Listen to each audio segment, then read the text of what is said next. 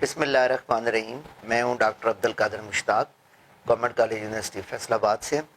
اور میں اس وقت مخاطب ہوں اپنے بی ایس کے اسٹوڈنٹ سے جن کو ideology and constitution of Pakistan پہ ہم کانسٹیٹیوشن کے حوالے سے لیکچر سیریز ہماری چل رہی ہے. تو آج کانسٹیٹیوشنل ڈیولپمنٹ کے حوالے سے آج ہمارا تیسرا لیکچر ہے. تو اس میں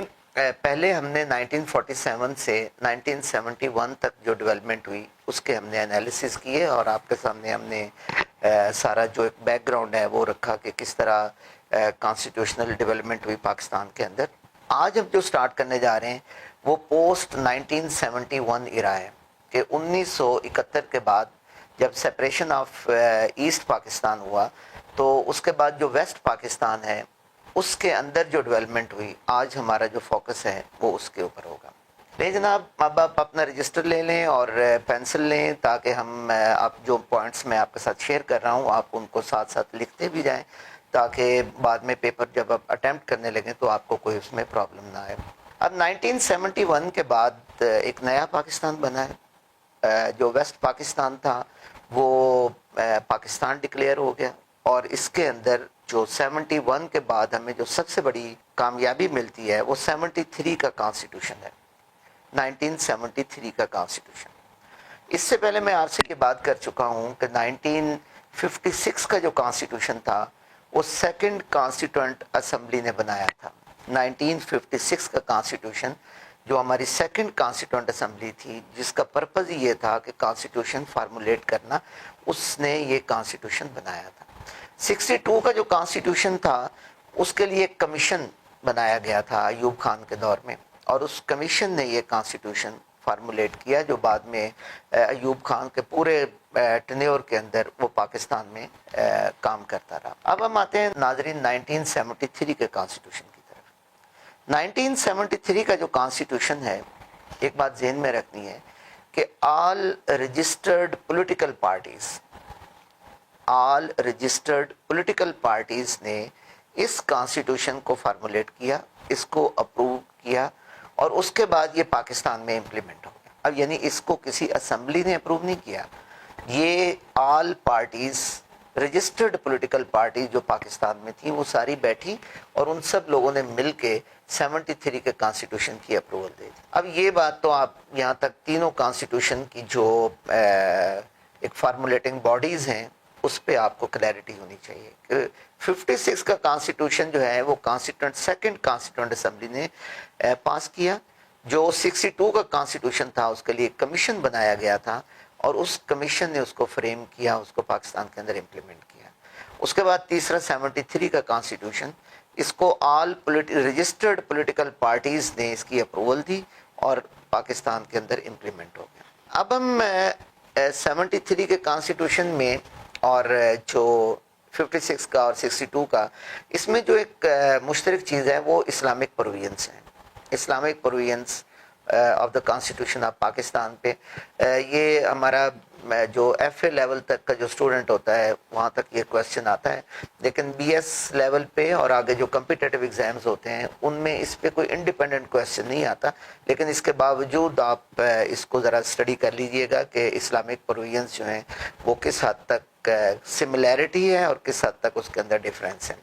لیکن آج ہم یہاں آپ کو 73 سے لے کے آن ورڈ جو ایک کانسٹیٹیوشنل ڈیولپمنٹ ہوئی ہے اس کا ایک بریف اوور ویو دیں گے تاکہ اس کے بعد ہم جو امینڈمنٹس ہیں اس کی طرف جا سکیں کہ 73 کے کانسٹیٹیوشن میں جو امینڈمنٹس ہوئیں ان پہ کس طرح وہ امینڈمنٹس ہوئی, ان کا پرپس کیا تھا اور ان کے اندر تھا کیا, ان کے فیچرز کیا تھے. تو جی یہ ہمارا جو 71 سے 72 تک یعنی 1971 سے لے کے 1972 تک ہمارے ملک کے اندر سویلین مارشل لا ایڈمنسٹریٹر, اس ملک کی باغ دوڑ جو ہے وہ ذوالفقار علی بھٹو نے as civilian martial law administrator کے طور پہ انہوں نے سنبھالی 1971 سے لے کے 72 تک. یہ ذوالفقار علی بھٹو صاحب جو ہیں یہ 3 ڈیفرنٹ ڈیزگنیشنز کے ساتھ ہمیں اپنے پورے پیریڈ میں ہمیں نظر آتے ہیں. اس میں پہلا پیریڈ جو میں نے آپ کو ابھی بتایا ہے کہ 1971 سے لے کے 72 تک یہ سول مارشل لا ایڈمنسٹریٹر, 1972 से 1973 तक ये प्रेसिडेंट बने और उसके बाद 1973 से लेकर 1977 तक ये पाकिस्तान के प्राइम मिनिस्टर इलेक्ट हो गए। अब ये तीन डिफरेंट जो डेजिग्नेशंस हैं इनको आपने सामने रखना है, क्योंकि जो एलएफओ था, आपको याद होगा हमने एलएफओ पे बात की थी, लीगल फ्रेमवर्क ऑर्डर पे, या खान के, उस एलएफओ के तहत इनको जो है ये दो जो डेजिग्नेशंस हैं, सिविल मार्शल एडमिनिस्ट्रेटर का और प्रेसिडेंट का जो डेजिग्नेशंस हैं, ये उसके तहत चलेंगे। और आगे 73 के कॉन्स्टिट्यूशन में चूंकि जो बैलेंस ऑफ पावर्स जो हैं प्रेसिडेंट और प्राइम मिनिस्टर के दरमियान, उसमें पार्लियामेंट्री फॉर्म ऑफ गवर्नमेंट में जो पावर्स का जो मरकज होता है वो प्राइम मिनिस्टर होता है। लिहाजा जुल्फ़िकार अली भुट्टो साहब ने अपने आप को प्राइम मिनिस्टर मुल्क का डिक्लेयर किया और उसके बाद वो मुल्क के प्राइम मिनिस्टर 73 कॉन्स्टिट्यूशन के तहत बन गए। अब भुट्टो साहब का जो इरा है, इसके सैलिएंट फीचर्स हमें देखने की ज़रूरत है कि इसके जो सैलिएंट फीचर्स हैं वो क्या हैं, उस पर हम थोड़ी सी डिस्कशन या एक उसका ओवरव्यू जो है वो आपके सामने रखेंगे। उसमें नंबर 1 तो सेंट्रलाइजेशन ऑफ पावर कि जुल्फ़िकार अली भुट्टो साहब ने ज़्यादा से ज़्यादा जो पावर्स हैं वो अपने हाथ में रखने की कोशिश की। उन्होंने पावर्स ट्रांसफ़र नहीं की, बल्कि प्राइम मिनिस्टर जो है वो मुल्क का इतना पावरफुल था कि वो इवन जो प्रोविंसेस की जो प्रोविंशियल लेवल पे भी जो पावर्स थी वो ट्रांसफ़र ऑफ पावर्स नहीं हो रही थी।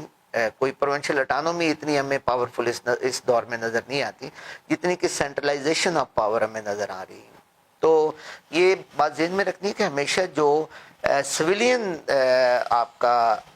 डिक्टेटर होता है वो is more dangerous than the martial law administrator, या मार्शल लॉ जो डिक्टेटर होता है उसकी निस्बत जो सिविलियन होता है वो अगर पावरफुल हो तो वो ज़्यादा डेंजरस होता है, क्योंकि उसका जो पावर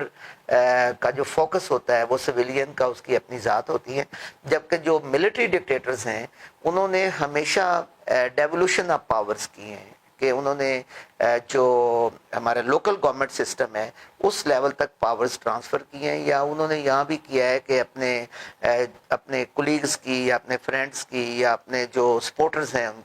उनको साथ मिला के एक नई पार्टी भी मुतारफ़ करवा दी। जैसे मुशर्रफ ने मुस्लिम लीग काफ मुतारफ़ करवाई, अयूब खान ने लोकल गवर्नमेंट बीडी सिस्टम मुतारफ़ करवाया, और इसी तरह ज़ियाउल हक के दौर में लोकल गवर्नमेंट ऑर्डिनेंस आया। तो ये सारी चीज़ें जो हैं ये डिक्टेटर्स करते हैं पावर्स ट्रांसफ़र, लेकिन जो सिविलियन आपके डिक्टेटर्स होते हैं उनके अंदर सेंट्रलाइजेशन ऑफ पावर्स ज़्यादा होती है। तो भुट्टो साहब के अंदर भी हमें ये चीज़ जो है वो बड़ी प्रोमिनेंट नज़र आ रही है। अच्छा, फिर जब आप सेंट्रलाइजेशन ऑफ पावर करते हैं तो उसका ये नुकसान क्या होता है कि आपके जो पॉलिटिकल विक्टिमाइजेशन स्टार्ट कर देते हैं, कि भुट्टो साहब ने पॉलिटिकल विक्टिमाइजेशन स्टार्ट कर दी कि उनके जो मुखालफिन थे उनको वो टॉलरेट नहीं करते थे। तो भुट्टो साहब के दौर का जो दूसरा में सैलिएंट फीचर नज़र आता है वो पॉलिटिकल विक्टिमाइजेशन है। अच्छा, अगरचे पॉलिटिकल विक्टिमाइजेशन जैसे सिविलियंस करते हैं, ऐसे मार्शल लॉ डिक्टेटर्स ने भी की पॉलिटिकल विक्टिमाइजेशन, लेकिन उनके हाँ ये विक्टिमाइजेशन जो है वो इंस्टीट्यूशनलाइजेशन होकर हमारे सामने नज़र आती है। जैसे आप देखें अयूब खान थे तो अयूब खान ने एबडो मुतारफ़ करवाया। अब आप एबडो लिखेंगे EBDO, elected bodies disqualification ordinance. तो ये जो है ये उन्होंने मुतारफ़ करवाया। इसके तहत उन्होंने अपने जो सियासी मुखालफिन थे उनको किसी को डिस्क्वालीफाई किया, किसी को पनिशमेंट्स दी, तो इस तरह ये एक इंस्टीट्यूशनलाइज कर दिया। लेकिन जुल्फ़िकार अली भुट्टो साहब के पीरियड में तो डायरेक्ट FIRs थी, गिरफ्तारियां थी, और इस तरह के कोई ऐसा इंस्टीट्यूशन हमें प्रॉपर नज़र नहीं आता कि जिसके तहत लोगों को ट्रायल करवा के बाकायदा उनको जो है ना वो सजाएं दी गई हों। अगरचे बाद में भी जो है वो इंस्टीट्यूशन जो है ज़ियाउल हक साहब ने भी इंस्टीट्यूशनलाइज किया इसको कि अपने मुखालफिन जो हैं उनको बाकायदा सजाएँ अनाउंस करवाई गई, मिलिट्री कोर्ट्स बनाई गई। तो इस तरह जो मिलिट्री डिक्टेटर्स हैं उनके यहाँ जो है वो हमें जो विक्टिमाइजेशन है वो इंस्टीट्यूशनलाइज्ड नज़र आती है, जबकि सिविलियन जो डिक्टेटरशिप है उसके अंदर हमें ये चीज़ नज़र नहीं आती।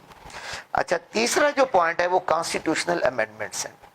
तो आप देखें कि जो कॉन्स्टिट्यूशनल अमेंडमेंट्स हैं वो भुट्टो साहब ने अपनी ज़िंदगी में ही वो 73 का जो कॉन्स्टिट्यूशन है उसके अंदर अमेंडमेंट्स उन्होंने स्टार्ट कर दी। अब इन अमेंडमेंट्स को हमने एनालाइज करना है, लेकिन एंड पे चल के हम इसको एनालाइज करेंगे। पहले हम देखेंगे किस तरह जो है ना वो जो अमेंडमेंट्स हैं ये किस दौर में कितनी अमेंडमेंट्स आई हैं, और किस तरह जो सिविलियन हैं उनके दौर में कितनी अमेंडमेंट्स आई हैं, और जो मिलिट्री डिक्टेटर्स रहे हैं उनके दौर में जो है वो कितनी अमेंडमेंट्स जो हैं वो हमें नज़र आती हैं। अब भुट्टो साहब का जो पीरियड है वो इन 3 चीज़ों पे बेस कर रहा है। अच्छा, एक बात यहाँ पे आपने ज़हन में रखनी है कि जो रिफॉर्म्स दी भुट्टो साहब ने, चाहे वो एजुकेशनल रिफॉर्म्स थी या एग्रीकल्चर रिफॉर्म्स थी, इंडस्ट्री की रिफॉर्म्स थी, ये रिफॉर्म्स वाला जो क्वेश्चन है ये आपका पाकिस्तान अफेयर्स में नहीं आता। अगर आप पाकिस्तान हिस्ट्री पढ़ रहे हैं तो उसमें रिफॉर्म्स जो हैं वो डिटेल में डिस्कस होती हैं, लेकिन इसके अंदर पाकिस्तान अफेयर के अंदर इसमें ज़्यादा हमारा जो फोकस होगा वो अमेंडमेंट्स पे होगा। तो लिहाजा रिफॉर्म के सिलसिले में हम कोई इस पे डिस्कशन जो है वो जनरेट नहीं करेंगे। तो अब मिलिट्री डिक्टेटर्स के अंदर जैसे मैंने आपको कहा कि इंस्टीट्यूशनलाइजेशन है, डिसेंट्रलाइजेशन ऑफ पावर है और टीम ऑफ लॉयल फ्रेंड्स है, तो ये चीज़ें जो है ना ये हमें उनके अंदर नज़र आ रही हैं। अब भुट्टो साहब ने अपने टेन्योर में जो उनका टेन्योर 1973 से स्टार्ट होकर 1973 से 1977 तक एज अ प्राइम मिनिस्टर, इस पीरियड में उन्होंने 7 अमेंडमेंट्स की। 73 के कॉन्स्टिट्यूशन में 7 अमेंडमेंट्स भुट्टो साहब के टेन्योर में जो है वो हमें नज़र आ रही हैं। तो भुट्टो साहब के बाद मिलिट्री को हमारे सामने नज़र आता है, मिलिट्री डिक्टेटरशिप नज़र आती है 1977 में। ज़िया-उल हक साहब ने मार्शल लॉ लगा दिया पाकिस्तान के अंदर। वो जो सिविलियन लीडरशिप थी उसको फारिग किया और पाकिस्तान में जो है वो ज़िया-उल हक साहब इन पावर आ गए। अब ज़िया-उल हक साहब को आते ही बाकी डिक्टेटर्स की तरह जो सबसे बड़ा चैलेंज था वो लेजिटिमेसी थी कि किस तरह वो अपने इक़्तिदार को या अपने इक़्तिदार में आने का जो प्रोसेस है उसको लेजिटिमाइज कर सके। हर डिक्टेटर को होती है। अयूब खान को हमने उसमें देखा था कि वो अपनी जो लेजिटिमेसी है उसको किस तरह वो साबित कर, पॉलिटिकल लेजिटिमेसी को किस तरह वो जस्टिफाई करते हैं अयूब खान साहब। अभी जो है वो देखते हैं कि ज़िया-उल हक साहब ने कौन से पॉइंट ऐसे उठाए कि जिसके ज़रिए उन्होंने अपने इक़्तिदार को या अपने जो पावर में आने की जो जस्टिफिकेशन है उसको उन्होंने जस्टिफाई किया। उसमें सबसे पहले वही जो अयूब खान साहब ने किया वो भी ज़िया-उल हक साहब ने कहा। उन्होंने कहा जी कि power should be transferred at the grass root level, कि प्यारे पाकिस्तानियों ये जो इक़्तिदार जो है ये पावर जो है ये ग्रास रूट लेवल पर ट्रांसफ़र होनी चाहिए, यानी कि जो लोकल गवर्नमेंट सिस्टम है उसकी तरफ दोबारा फिर जो है वो पाकिस्तान जा रहा है। पहले अयूब खान के दौर में गया और उसके बाद ज़िया-उल हक साहब ने फिर ये ऐलान किया कि जी हम पावर ग्रास रूट लेवल पर ट्रांसफ़र करेंगे और थ्रू ये जो आपके काउंसलर्स हैं, यूनियन काउंसिल्स हैं, उनके चेयरमैन हैं, उनके ज़रिए से हम एक नई लीडरशिप जो है वो इमर्ज करेंगे। अच्छा, दूसरा जो ज़िया-उल हक साहब ने स्लोगन दिया ये आपने पॉलिटिकल लेजिटिमाइजेशन के लिए, उन्होंने कहा हम पाकिस्तान को इस्लामाइज करेंगे, इस्लामिक स्टेट बनाएंगे हम पाकिस्तान के अंदर। उसमें जिसमें चूँकि इस्लाम के अंदर कोई पॉलिटिकल पार्टीज़ का कॉन्सेप्ट नहीं है, लिहाजा नो पॉलिटिकल पार्टीज़ इन पाकिस्तान, और ये जितने इलेक्शंस होंगे नॉन पार्टी बेस्ड इलेक्शंस होंगे। इसलिए ज़िया-उल हक साहब के दौर में जितने इलेक्शंस हुए हैं वो नॉन पार्टी बेस्ड इलेक्शंस हुए हैं। कोई आप 85 का इलेक्शन ले लें, उससे पहले लोकल गवर्नमेंट के जो इलेक्शंस हुए हैं वो सारे के सारे इलेक्शंस जो हैं वो नॉन पार्टी बेस्ड हुए, और उसमें जस्टिफिकेशन यही दी जाती थी कि जो इस्लामिक स्टेट है, इस्लामिक स्टेट के अंदर पॉलिटिकल पार्टीज़ की कोई गुंजाइश नहीं है, तो लिहाजा पॉलिटिकल पार्टीज़ जो हैं उनको पॉलिटिक्स में नहीं आना चाहिए, बल्कि ये इंडिविजुअल्स जो हैं वो अपनी सियासत करें और उसकी बुनियाद पे ये सारी चीज़ें जो हैं वो मंजर आम पे आएंगी। तो उसमें लोकल गवर्नमेंट का जो सिस्टम है उसके ज़रिए वो लीडरशिप जो है वो आगे लाना चाह रहे थे, एक नई लीडरशिप इमर्ज करना चाह रहे हैं। तीसरा जो पॉइंट है वो रेफरेंडम। अब आप देखें कि इससे पहले हम रेफरेंडम अयूब खान के दौर में भी आप रेफरेंडम देख चुके हैं, और ये दूसरा रेफरेंडम जो है ये ज़िया-उल हक साहब ने करवाया कि क्या आप پاکستان میں اسلامک سسٹم چاہتے ہیں؟ کیونکہ ریفرینڈم میں ایک سٹیٹمنٹ ہوتی ہے، اس میں آپ نے یس اور نو میں جواب دینا ہوتا ہے. تو اس میں جو ہے اگر آپ پاکستان میں اسلامک سسٹم چاہتے ہیں تو اس کا مطلب یہ ہوا کہ آپ ضیاء الحق صاحب کو یہ پرمیشن دے رہے ہیں یا اس کو یہ پاور گرانٹ کر رہے ہیں کہ اس کو پاکستان کا پریزیڈنٹ جو ہے وہ رہنا چاہیے. اب کون اس سے انکار کر سکتا تھا کہ پاکستان کو اسلامک سسٹم نہیں چاہیے؟ تو یہ اس کے اندر آپ جو انٹرسٹنگ بات ہے کہ پاکستان میں جتنے ویسے تو 3 ریفرینڈم ہوئے ہیں، ایک ایوب خان صاحب کے دور میں ہوا، ایک ضیاء الحق صاحب کے دور میں ہوا اور ایک مشرف صاحب کے دور میں ہوا. یہ 3 ریفرینڈم پاکستان کی تاریخ میں ہمیں ملتے ہیں، اور ان تینوں میں جو ووٹ ٹرن آؤٹ رہا وہ مور دین 90% رہا کہ لوگوں نے اتنا زیادہ ووٹ اس میں کاسٹ کیے کہ وہ 90% جو ٹرن آؤٹ ہے وہ اس کے اندر جو ہے وہ چلتا رہا. اور حیران کن نتائج تھے کہ سارے لوگوں نے اس کو جسٹیفائی کیا کہ یہ چیزیں جو ہے نا وہ ہونی چاہیے. اچھا، اب یہ تو ہے وہ لیجیٹیمائزیشن کا ایشو یا وہ پوائنٹس جو ضیاء الحق صاحب نے پولیٹیکل لیجیٹیمائزیشن لینے کے لیے یہ پوائنٹس جو ہے نا یہ متعارف کروائے، جس میں نمبر 1 آپ سے بات ہوئی کہ democracy at grass root level, number 2 آپ سے بات ہوئی کہ پاکستان اسلامک اسٹیٹ، اور نمبر 3 آپ سے بات ہوئی ریفرینڈم. یہ 3 پوائنٹس یا 3 سٹیپس وہ ہیں جو ضیاء الحق صاحب نے جن کی بنیاد پر اپنے اقتدار کو جسٹیفائی کیا. اب ہم آتے ہیں ضیاء صاحب کے جو ان کے اقتدار کے یا ان کے پیریڈ کے جو سیلینٹ فیچرز ہیں وہ کیا تھے. اس میں سب سے پہلے تو جیسے اوپر ہم نے بات کی کہ اسلامک اسٹیٹ کا وہ پاکستان کو اسلامائز کرنا چاہ رہے تھے، تو اسلامائزیشن ایٹ ڈومیسٹک لیول کہ ملک کے اندر بہت سارے سٹیپس ایسے اٹھائے گئے کہ جس سے جو ہے وہ ملک کو ایک اسلامک اسٹیٹ بنانے کی سٹرگل جو ہے وہ سٹارٹ ہو گئی. دوسرا یہ تھا فورن انگیجمنٹس. فورن انگیجمنٹس میں ہمارا جو افغانستان میں باقاعدہ رشیا کے خلاف ہم نے امریکہ کی مدد سے ہم نے وہاں پوری ایک جنگ لڑی. وہ جو وار تھی اس وار کی وجہ سے ضیاء الحق صاحب کا جو ٹینیور ہے اس کو ایک سٹرینتھن کیا اس وار نے کہ ہم نے رشیا جو ہے وہ افغانستان میں اس کی فورسز آ گئیں اور امریکنز اور سعودی عرب کی سپورٹ سے ہم نے وہاں جو ہے وہ مجاہدین ڈیولپ کیے اور ان مجاہدین نے باقاعدہ افغانستان کے اندر جو ہے وہ رشیا کے خلاف کمیونزم کے خلاف ایک جنگ لڑی. اس کے بعد جو ہے نا وہ یہ ساری چیزیں. تیسرا جو پوائنٹ اس کے اندر آپ جو سیلینٹ فیچرز میں ہے ڈیلیئنگ ٹیکٹکس ان ہولڈنگ الیکشنز، کیونکہ ہر ڈکٹیٹر جو ہے وہ آتے ہی یہ کہتا ہے کہ ہم الیکشنز کروائیں گے اور الیکشنز کے بعد جو گورنمنٹس ہوں گی وہ ہم الیکٹڈ لوگوں کے حوالے کریں گے اور ہم واپس چلے جائیں گے. لیکن وہ جب آتے ہیں تو وہ ایسے ڈیلیئنگ ٹیکٹکس یوز کرتے ہیں کہ وہ جو 90 ڈیز کا جو الیکشن کا وعدہ ہوتا ہے وہ فلفل نہیں ہو سکتا.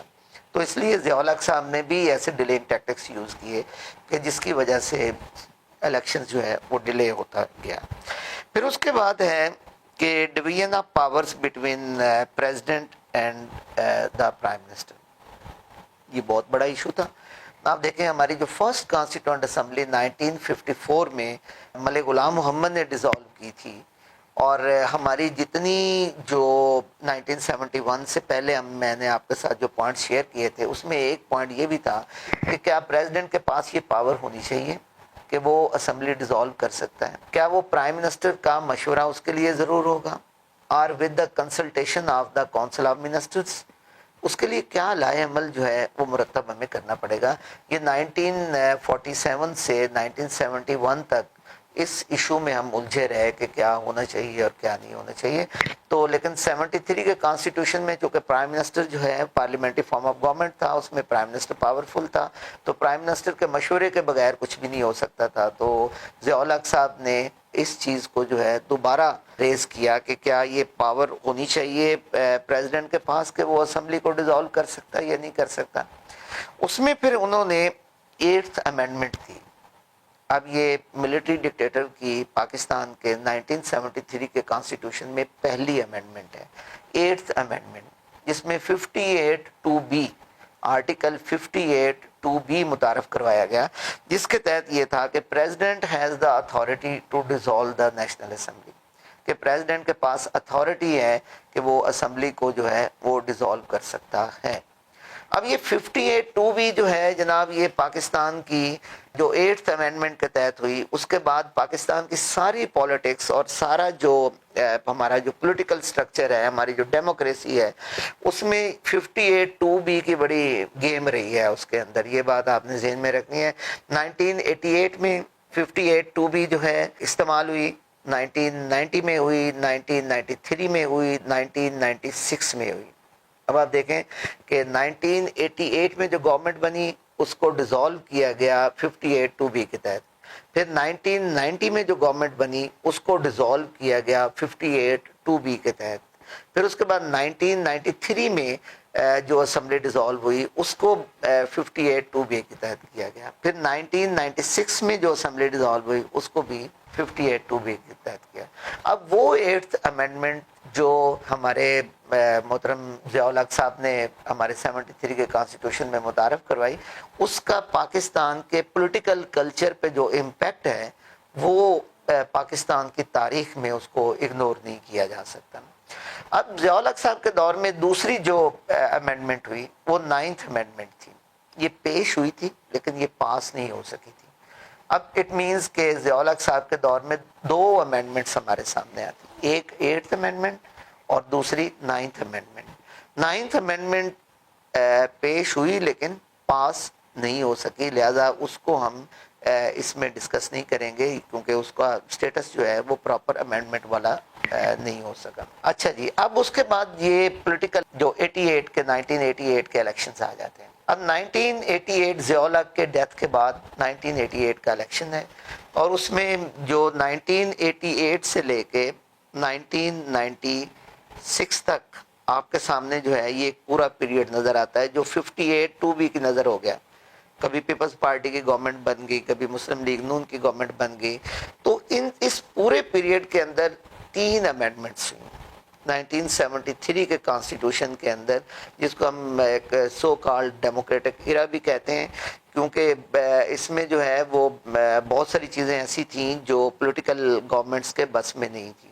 اور اس پیریڈ میں ہمیں ایک پاکستان کے اندر، پاکستان کی پولیٹکس کے اندر ایک اسٹیبلشمنٹ کا بھی ایک رول جو ہے وہ پاکستان کی تاریخ میں پہلی دفعہ ہمیں جو ہے وہ بڑا پرومیننٹ اس کے اندر آ رہا ہے۔ اچھا جی، اب 1996 کے جو الیکشنز ہیں، اس کے بعد 1998 میں 13th امینڈمنٹ جو ہے اس کے تحت یہ 58(2)(b) جو ہے وہ ایبولشڈ کر دی گئی۔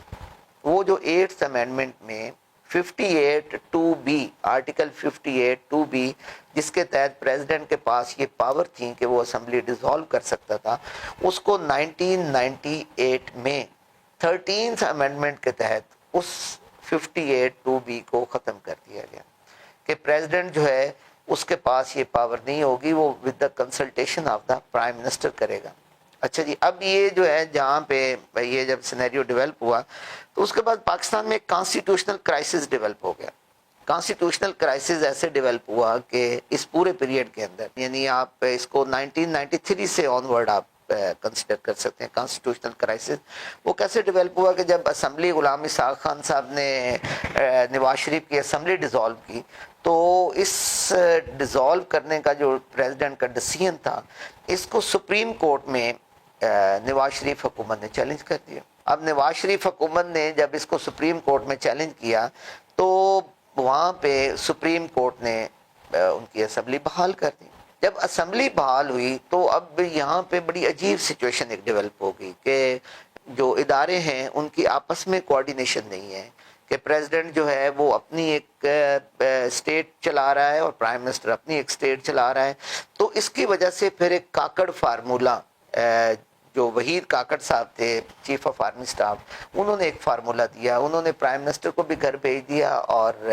پریزیڈنٹ کو بھی گھر بھیج دیا کہ آپ لوگ جو ہیں وہ نئے سرے سے الیکشنز ہوں گے، اور ان الیکشنز کے نتیجے میں جو لوگ الیکٹ ہوں گے وہ اسمبلی میں آئیں گے اور اپنا رول جو ہے وہ پلے کریں گے۔ تو اس کے بعد 1997 اور 99 کا ٹینیور آ جاتا ہے ہمارے سامنے۔ 1997 اور 1999 کا. اب یہاں پہ پھر ہمیں ایک 2/3 میجورٹی ہمیں نظر آتی ہے. یہ بڑا انٹرسٹنگ یہاں پہ کہ 2/3 میجورٹی جو ہے وہ یہاں پہ ہمیں نظر آ رہی ہے کہ نواز شریف صاحب کی جو حکومت ہے وہ 2/3 میجورٹی سے اسٹیبلش ہو جاتی ہے. اب یہاں ایک اور جو انٹرسٹنگ بات ہے وہ کیا ہے کہ ہمیں یہاں پھر ایک جو سویلین ڈکٹیٹرشپ ہے وہ یہاں پہ نظر آتی ہے. کیونکہ جب بھی پولیٹیشینز کو 2/3 میجورٹی ملی ہے پاکستان کے اندر تو اس میں بڑے پرابلمز اسٹیٹ کو فیس کرنے پڑے ہیں. لیکن ہمارا چونکہ مین فوکس جو ہے وہ کانسٹیٹیوشنل ڈیولپمنٹ ہے تو اس پیریڈ کے اندر 13th امینڈمنٹ ہوئی,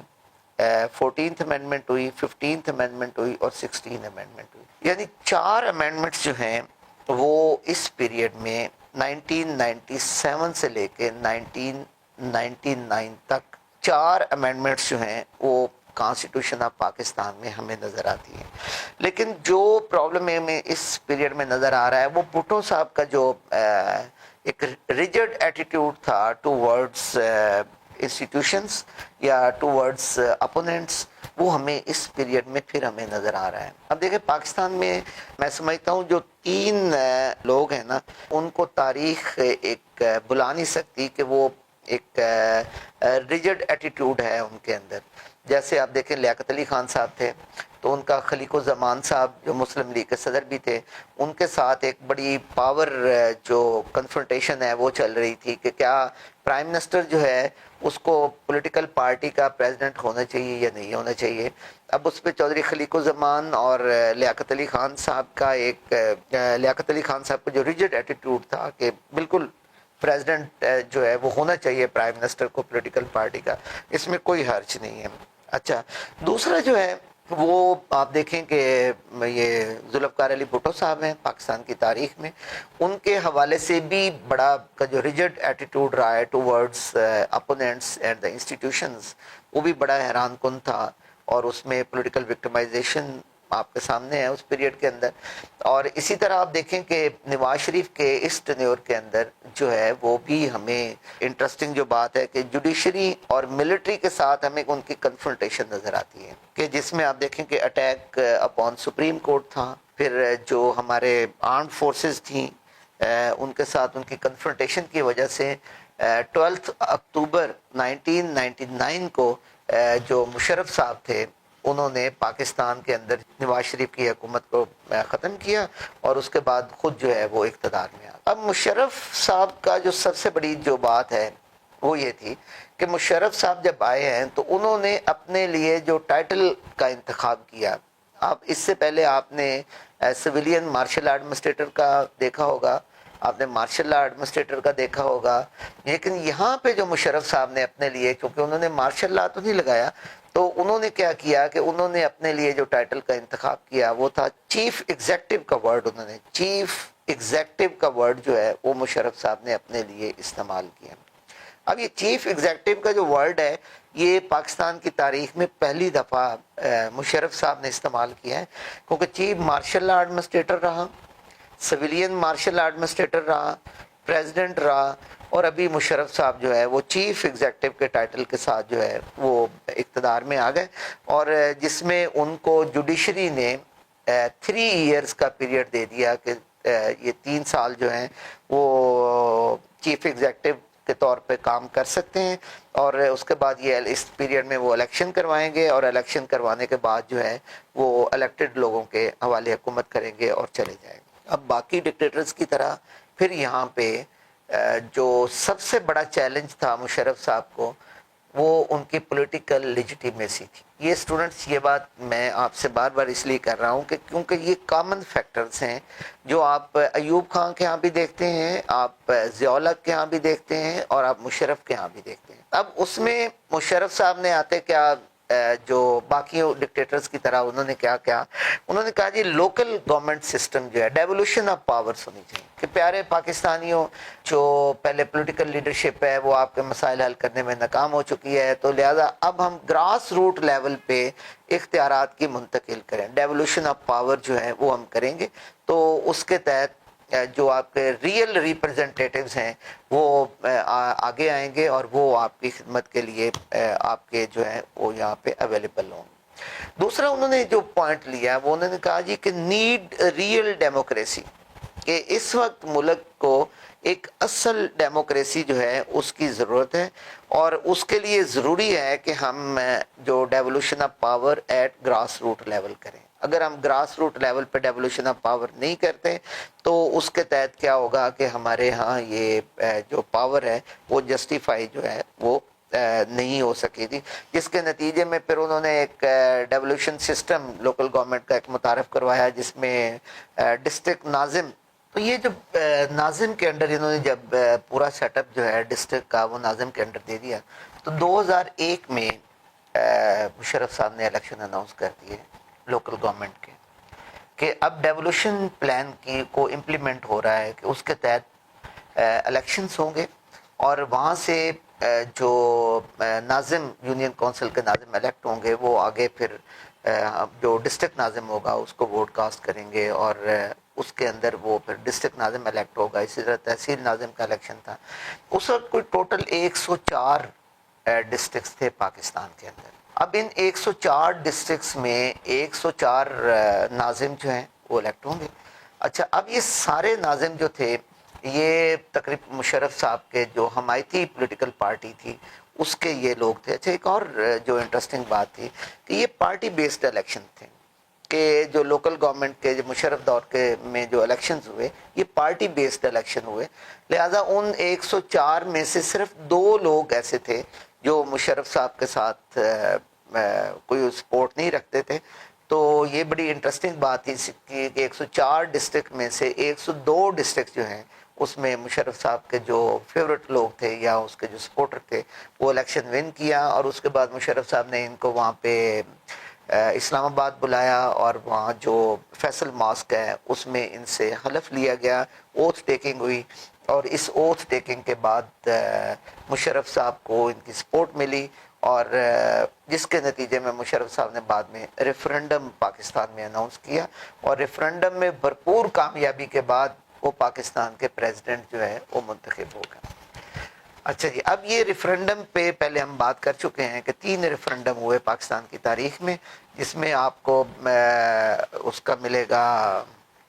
ایوب خان کا ریفرنڈم ملے گا، آپ کو ضیاء اللہ کا ریفرنڈم ملے گا، اور یہ تیسرا ریفرنڈم جو ہے یہ آپ کو مشرف صاحب کا ملے گا۔ اچھا جی، اب ہم آتے ہیں اکتوبر 2002 کے الیکشنز کی طرف، کہ اکتوبر 2002 کے الیکشنز میں پاکستان میں پہلی دفعہ کنگز پارٹی کا ایک کانسیپٹ آ رہا ہے۔ یہ بیسیکلی کنگز پارٹی کا جو تصور ہے یہ برٹش سے ہم نے عکس کیا ہے کہ کنگز پارٹی جو ہے وہ جس کو بادشاہ، جس سیاسی جماعت کو بادشاہ کی سپورٹ حاصل ہوتی ہے اسے کنگز پارٹی کہا جاتا ہے۔ اب مشرف صاحب نے ایک نئی پولیٹیکل پارٹی متعارف کروا دی جس کو ہم پی ایم ایل کیو کہتے ہیں، کہ پی ایم ایل کیو جو ہے وہ حالانکہ ڈکٹیٹرز چونکہ زیادہ جو ہے وہ نان پارٹی بیسڈ الیکشنز کی طرف جاتے ہیں، لیکن مشرف صاحب کا جو طریقہ تھا وہ باقی ڈکٹیٹرز سے ڈیفرنٹ تھا۔ انہوں نے اپنے سپورٹرز کو یا مختلف پولیٹیکل پارٹی سے لوگوں کو اکٹھا کیا اور پی ایم ایل کیو کی شکل میں ایک پولیٹیکل پارٹی جو ہے وہ میدان میں اتاری تاکہ وہ ان کے پلیٹ فارم سے الیکشن کانٹیسٹ کر سکے۔ کچھ لوگوں کا یہ خیال ہے کہ یہ پی ایم ایل کیو اور پی ٹی آئی کی جو ایمرجنس ہے یہ اس کے سیم فیکٹرز ہیں، لیکن ابھی ہم اس ڈیبیٹ کی طرف نہیں چلتے۔ اچھا، میجر ایشوز آف مشرف ایرا، اب ہم نے دیکھنا یہ ہے کہ مشرف ایرا کے جو سیلینٹ فیچرز تھے اس کے دور کے وہ کیا تھے۔ اس میں نمبر 1 وار آن ٹیررزم، کہ ہم پوری ایک ویو تھی ٹیررزم کی پاکستان کے اندر،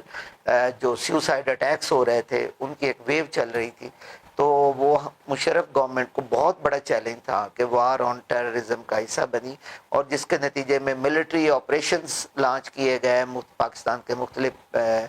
پارٹس کے اندر تاکہ ٹیررسٹ جو ہیں ان کا خاتمہ کیا جا سکے۔ اس کے ساتھ ساتھ انڈین ریلیشنز انڈیا ایک ایسا ہمارا نیبر ہے کہ جس کے ساتھ ہمارے ریلیشنز جو ہیں وہ کشمیر ایشو کی وجہ سے ہمیشہ جو ہے وہ پرابلم کریٹر رہے ہیں، اور اس نے ہمیشہ کوشش کی ہے کہ پاکستان کو ڈس انٹیگریشن کی طرف لایا جائے، پاکستان کو ایک فیلڈ اسٹیٹ ڈکلیئر کروایا جائے، پاکستان کو دنیا پوری میں ایک آئسولیشن میں لے کر جایا جائے، ڈپلومیٹک آئسولیشن میں لے کر جایا جائے، تاکہ پاکستان جو ہے وہ انڈیا کے مقابلے میں اپنی جو ایک انڈیپینڈنٹ پوزیشن ہے اس کو مینٹین نہ رکھ سکے۔ اچھا، اب یہ جو ہے نا، یہ ایشوز جو ہیں، یہ 3 میجر ایشوز جو ہیں وہ چل رہے تھے، لیکن اس کے ساتھ ساتھ جوڈیشل ایشوز سٹارٹ ہو گئے۔ مشرف دور میں جوڈیشل ایک جو ایشوز ہیں یا ایک جو موومنٹ تھی جس کو بلیک موومنٹ کہا جاتا ہے، وہ 2006 سے 7 کے درمیان لائرز نے سٹارٹ کر دی۔ اب 2007 میں Musharraf completed 5 years as president, اور پی ایم ایل کیو نے مشرف صاحب کو appointed Musharraf as candidate for presidentship. انہوں نے اگلے الیکشن کے لیے بھی مشرف صاحب کو اپنا کینڈیڈیٹ جو ہے وہ منتخب کر دیا، یعنی 2007 میں مشرف صاحب کو 5 سال مکمل ہو گئے ایز اے پریزیڈنٹ۔ تو اس کے بعد بھی پی ایم ایل کیو جو ہے انہوں نے مشرف صاحب کو جو ہے وہ اپنا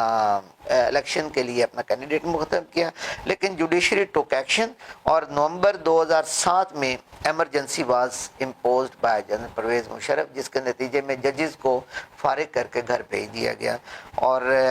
2008 میں جنرل الیکشنز جو ہیں ان کا اعلان کر دیا گیا۔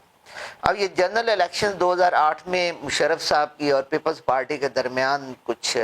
لین دین ہوا اور ان کی ریکانسلیشن ہوئی، تو اس کے نتیجے میں این آر او آیا، N R O national reconciliation order. Musharraf صاحب نے این آر او دیا، جس کے تحت پولیٹیشینز کو، بیوروکریٹس کو، آرمی کو، بہت سارے ایسے جو کیسز ان پہ بنے ہوئے تھے، ان کیسز میں سے ان کو بری کر دیا گیا۔ اب اس میں جو ہے نا مزیدار بات یہ ہے کہ اکثر ہمارے جو لوگ ہیں یا ہمارے ہسٹورین ہیں وہ یہ کہتے ہیں کہ شاید یہ پولیٹیشنز کو ریلیف دینے کے لیے این آر او متعارف کروایا گیا۔ ایک بات ذہن میں رہے کہ اس میں صرف 5% جو لوگ تھے وہ پولیٹیشنز تھے، باقی اس میں بیوروکریٹس بھی شامل تھے اور آرمی آفیسرز بھی شامل تھے۔ 2008 سے 13 کے درمیان نئی جو پولیٹیکل گورنمنٹ ہے وہ اسٹیبلش ہوتی ہے۔ یہ 8 سے 13 کے درمیان یہ جو پولیٹیکل گورنمنٹ ہے، اس میں ہم دیکھتے ہیں کہ یہ پاکستان کی وہ ایک پہلی ایک پولیٹیکل گورنمنٹ ہے جو اپنا ٹینیور کمپلیٹ کر رہی ہے، اور اس میں ایک اور جو مزے کی بات ہے وہ کیا ہے کہ یہ کانسٹیٹیوشنل ڈیولپمنٹ کے حوالے سے یہ پیریڈ جو ہے یہ بڑا ایک یادگار پیریڈ سمجھا جاتا ہے، کیونکہ اس پیریڈ کے اندر ہمیں جی بی ایوارڈ نظر آتا ہے، government introduce G B award, اسی طرح آغاز حقوق بلوچستان کے حوالے سے پورا ایک پیکج جو ہے وہ ہمیں نظر آتا ہے۔ پھر اس کے ساتھ ساتھ جو کانسٹیٹیوشنل امینڈمنٹس ہمیں نظر آتی ہیں، اس میں 18th امینڈمنٹ، 19th امینڈمنٹ اور 20th امینڈمنٹ، یہ جو 3 امینڈمنٹس ہیں یہ ہمیں اس کے اندر جو ہے اس پیریڈ میں پیپلز پارٹی کی حکومت کے اندر ہمیں یہ نظر آتی ہے۔ اس کے بعد اسمبلی نے اپنا ٹینیور مکمل کیا، پھر 2013 سے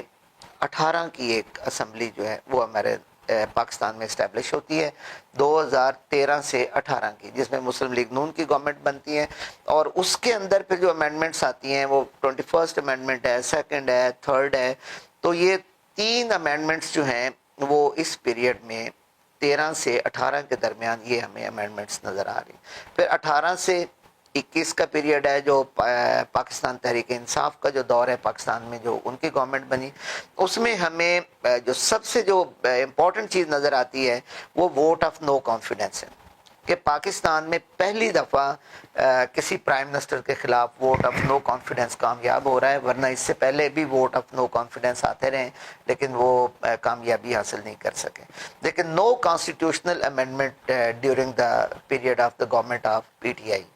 تو یہ پی ٹی آئی کے دور میں کانسٹیٹیوشن کے حوالے سے کوئی ہمیں پرومیننٹ جو ڈیولپمنٹ ہے وہ ہمیں نظر نہیں آتی۔ تو یہ ایک ہم نے آپ کے سامنے ایک بریف اوور ویو ہم نے رکھا ہے جو 1973 سے سٹارٹ کر کے 2021 تک تو اب ہم نے چونکہ یہ ساری ایک اس میں پولیٹیکل اور کانسٹیٹیوشنل ڈیولپمنٹ دونوں چیزیں ہم نے مکس کی ہیں. اب ہمارا جو نیکسٹ لیکچر ہوگا وہ یہ جو جتنی امینڈمنٹس ہیں اس میں کوئی ایک آرٹیکل یا کوئی ایک پوائنٹ تو نہیں ہوتا, ہر امینڈمنٹ کے اندر مختلف چیزیں ہوتی ہیں. تو نیکسٹ ہمارا جو لیکچر ہے وہ ہم امینڈمنٹس کے حوالے سے ان کو ان ڈیٹیل اسٹڈی کریں گے آپ کے ساتھ کہ جو کانسٹیٹیوشن میں جو امینڈمنٹس ہیں ان میں کیا تھا, ان کے فیچرز کیا تھے یا ان کا سٹرکچر کیا تھا. یہ ساری چیزیں جو ہیں وہ ہمارے نیکسٹ لیکچر میں ہوں گی. امید ہے آپ نے آج کا ہمارا لیکچر انجوائے کیا ہوگا. تو یہ چیزیں جو ہیں اس کو لازمی آپ لوگ ساتھ ساتھ جو ہے وہ رائٹ ڈاؤن کر لیا کریں تاکہ آپ کو بعد میں جب پڑھنے میں یا لکھنے میں آسانی رہے. تو یہ اس کے لیے جو میں آپ کو کتاب ریکمینڈ کر رہا ہوں, constitutional and political history of Pakistan by Hamid Khan. Hamid Khan کی کتاب ہے, وہ بڑی آکسفورڈ نے وہ پبلش کی ہے, اور یہ جتنی باتیں میں نے آپ سے کی ہیں یہ اسی کتاب میں سے ہی اس کا ایک بریف اوور ویو میں نے آپ کے سامنے رکھا ہے. کیونکہ آپ بی ایس کے اسٹوڈنٹ ہیں تو آپ کو پوری ایک پاکستان کی جو ہسٹری ہے اس کا ایک جو اوور ویو ہے وہ آپ کے سامنے ہونا چاہیے. اور ideology and constitution of Pakistan کا یہ آج ہمارا تیسرا لیکچر ہے, اور اس کے بعد ہمارا امینڈمنٹس پہ جو لیکچر ہوگا وہ لاسٹ ہمارا اس ٹاپک پہ لیکچر ہوگا. تو ملتے ہیں نیکسٹ لیکچر میں.